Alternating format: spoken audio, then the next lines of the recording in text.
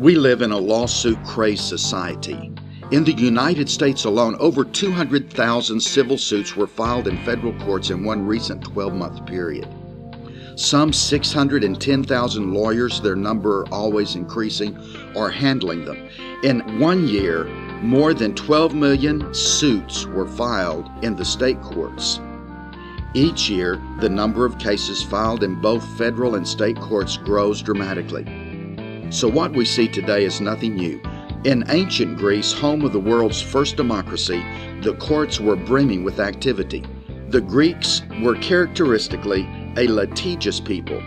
The law courts were one of their chief entertainments. In a Greek city, every man was more or less a lawyer and spent a very great part of his time either deciding or listening to law cases.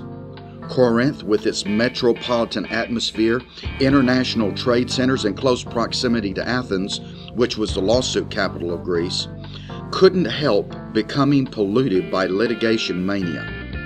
Unfortunately, the church in Corinth also became contaminated by the same obsession, an obsession that flourishes in Christian circles today.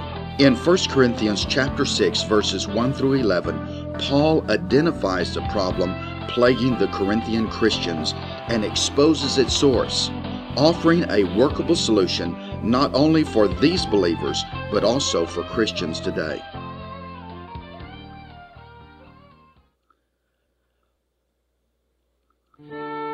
Paul is not attacking the courts. He is not anti-government. His concern is not the public court system itself, but the believers who use it as a floor for their squabbles.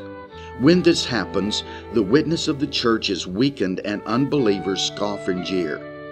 As a defendant of Christianity, how is your witness? Is your life any different from the plaintiffs? Remember, unbelievers are watching you. Every day you are on trial. So the real question when it comes to lawsuits, are you haughty or are you humble? Are you a vengeful person, the kind that demands an eye for an eye, looks for fights, judges with a critical heart? The root of this attitude is pride. And Solomon once said, "Pride goes before destruction, and a haughty spirit before stumbling." You can read about it in Proverbs 16:18. So the question is this: are you humble? When slapped on one cheek, do you turn the other? Remember, the reward of humility and the fear of the Lord are riches, honor, and life. Ever since Eden, we have offended God more deeply. I call this a great offense.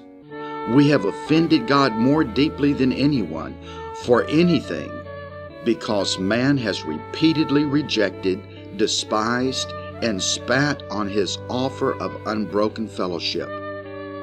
But instead of taking away the sun forever, or sending another flood, or withholding the very breath of life, He gave His Son to bear the penalty for our sins, just because He loves us. So today the question is, how will you respond to such grace? Will you reject it again? If you do, He will have to declare you guilty. But if you accept His gift, you'll forever be seen as innocent in His eyes.